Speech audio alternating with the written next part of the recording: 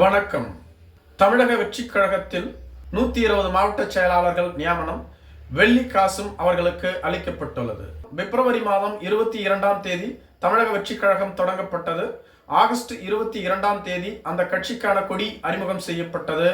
October இறுதியில் அந்த கட்சிக்கான முதல் மாநாடு நடைபெற்றது.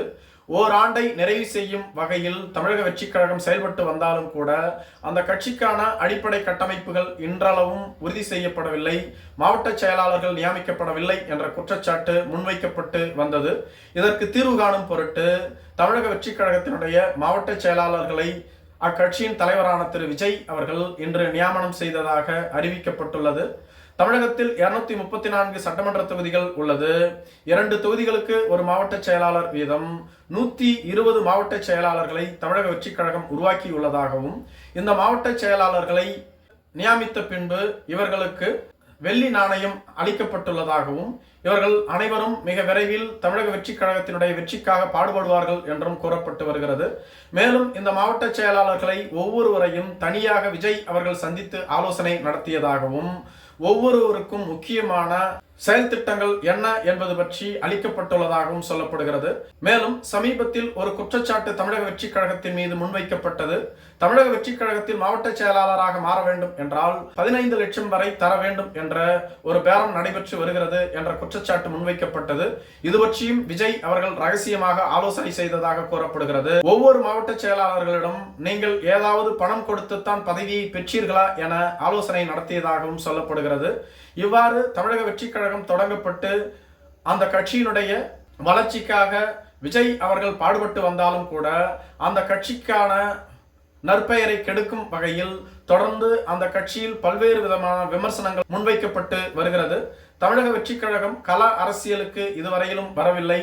விஜய் அவர்கள் அலுவலகத்தில் இருந்து கொண்டும் வீட்டில் இருந்து கொண்டும் அரசியல் செய்கின்றார் என்ற குற்றச்சாட்டை தொடர்ந்து முன்வைத்து வந்தார்கள். அதனை பொய்ப்பிக்கும் வகையில் சமீபத்தில் பரந்தூர் சென்ற விஜய் அவர்கள் தனது முதல் கள அரசியலை அங்கு பதிவு செய்தார். அது மட்டும் இல்லாமல் விஜய் வந்துவிட்டு சென்ற பிறகுதான் பரந்தூர் மக்களுக்கான அறிக்கையையே தமிழக அரசு அளித்தது. அந்த அளவிற்கு விஜய் அவர்களினுடைய அரசியல் எழுச்சி தமிழகத்தில் வெற்றி பெற்றுள்ளது. தமிழக மக்களும் விஜய் அவர்களின் அரசியல் கட்சியை ஆதரிக்க தொடங்கிவிட்டார்கள். குறிப்பாக இளைஞர்கள், இளம் பெண்கள், மகளிர் என விஜயை ஆதரித்து வருகிறார்கள். மேலும் ஆளுநரினுடைய தேநீர் விருந்திற்கு கூட தமிழக வெற்றிக் கழகத்திற்கு அழைப்பு விடுக்கப்பட்டுள்ளது. குறிப்பாக ஆளும் கட்சியான திமுக, எதிர்கட்சியான அதிமுக, பாமக, பாரதிய ஜனதா கட்சி, விடுதலை சிறுத்தைகள் கட்சி, இந்திய கம்யூனிஸ்ட் கட்சி, மார்க்சிஸ்ட் கம்யூனிஸ்ட் கட்சி, மதிமுக போன்ற கட்சிகளுக்கு மட்டுமே அழைப்பு விடுக்கப்பட்டுள்ளது. ஏனெனில் இந்த கட்சிகளுக்காக சட்டமன்ற உறுப்பினர்களோ அல்லது பாராளுமன்ற உறுப்பினர்களோ உள்ளார்கள். எனவேதான் இந்த கட்சிகளுக்கு அழைப்பு விடுக்கப்பட்டுள்ளது. தமிழக வாழ்வுரிமை கட்சி, இந்தியன் யூனியன் முஸ்லீம் லீக் கட்சி, கொங்குநாடு தேசிய மக்கள் கட்சி போன்ற கட்சிகளுக்கும் சட்டமன்ற உறுப்பினர்களும் நாடாளுமன்ற உறுப்பினர்களும் இருக்கிறார்கள். ஆனால் அவர்களுக்கு அழைப்பு விடுக்கப்படவில்லை. அதே சமயத்தில் புதியதாக தொடங்கப்பட்ட இதுவரையிலும் முதல் தேர்தலை சந்திக்காத சட்டமன்ற உறுப்பினர்கள் இல்லாத, நாடாளுமன்ற உறுப்பினர்கள் இல்லாத தமிழக வெற்றிக் கழகத்திற்கு அழைப்பு விடுக்கப்பட்டதுதான் தமிழகத்தில் மிகப்பெரிய அதிர்ச்சியை ஏற்படுத்தியுள்ளதாக பல கட்சியினர் கூறி வருகிறார்கள். விஜய் இப்பொழுதுதான் அரசியலுக்கு வந்தார். அதற்குள்ளாக அவருக்கு ஆளுநர் அழைப்பு விடுத்தது ஏன் என்றும் பலர் கேள்வி எழுப்பி வருகிறார்கள்.